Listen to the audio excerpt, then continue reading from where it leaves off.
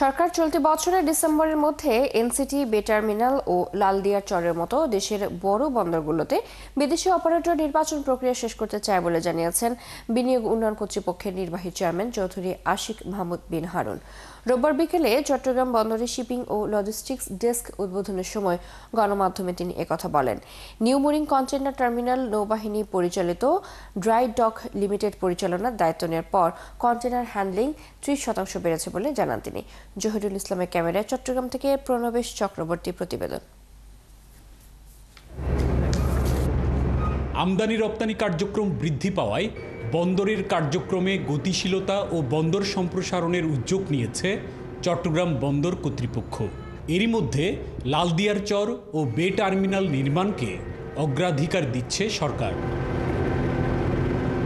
রোববার চট্টগ্রাম বন্দরের 4 নম্বর গেটে শিপিং ও লজিস্টিক্স অনলাইন ডেস্ক উদ্বোধনের সময় বিনিয়োগ উন্নয়ন কর্তৃপক্ষ বিডার চেয়ারম্যান চৌধুরী আশিক মাহমুদ বিন হারুন জানান, চলতি বছরের ডিসেম্বরের মধ্যে নিউ মুরিং কন্টেইনার টার্মিনাল, বে টার্মিনাল এবং লালদিয়ার চর টার্মিনালের জন্য অপারেটর নির্বাচন প্রক্রিয়া শেষ করতে চায় সরকার।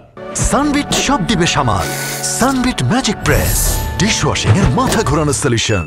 আমরা চাই যে আমরা খুব ফাস্ট এই প্রজেক্টগুলো কমপ্লিট করব। তা আমাদের এখনও অ্যাম্বিশন হচ্ছে যে এই ডিসেম্বরের মধ্যে আমরা আমাদের বড় যে পোর্টগুলো আছে সেগুলোর খুব মাইলস্টোন কিছু প্রোগ্রেস করে দিয়ে যেতে চাই, যে কিছু এগ্রিমেন্ট সাইন করে দিতে চাই, কিছু গ্রাউন্ড ব্রেক করা শুরু হয়ে যাবে। বেশ কিছু জায়গায় আপনারা এমন একটা জায়গায় আমরা নিয়ে যাব যেখানে চাকা গড়ানো শুরু করেছে, এরপর আছে এই চাকাটা থামানো সম্ভব না।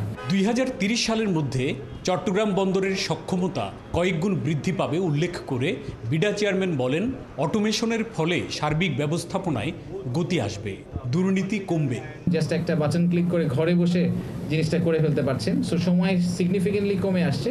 একই সাথে আমরা সবসময় যেই অভিযোগটা অনেকের কাছ থেকেই পাই, যে দুর্নীতির যে অভিযোগ এবং হ্যারাসমেন্ট যেটা হয় অনেক সময়, সেটাও সিগনিফিকেন্টলি কমে আসবে, বিকজ আপনার আসলে কারোর সাথে ইন্টারাক্ট করতে হচ্ছে না, আপনি একটা সফটওয়্যারের সাথে একটা বাটন ক্লিক করে পেমেন্টটা করে দিচ্ছেন। বন্দরের নিউ মুরিং কন্টেইনার টার্মিনাল পরিচালনায় নৌবাহিনী পরিচালিত ড্রাইডক লিমিটেড দায়িত্ব নেওয়ার পর কন্টেইনার হ্যান্ডলিং 30% বেড়েছে এবং জাহাজ অপেক্ষার সময় কমেছে 13%, বলেন BIDA chairman. Turn around time মানে একটা জাহাজ ভিড়ে সেই গুডসটা খালাস করে সে চলে যাবে, এটাও প্রায় টার্ন অ্যারাউন্ড টাইম প্রায় 13% কমে এসেছে।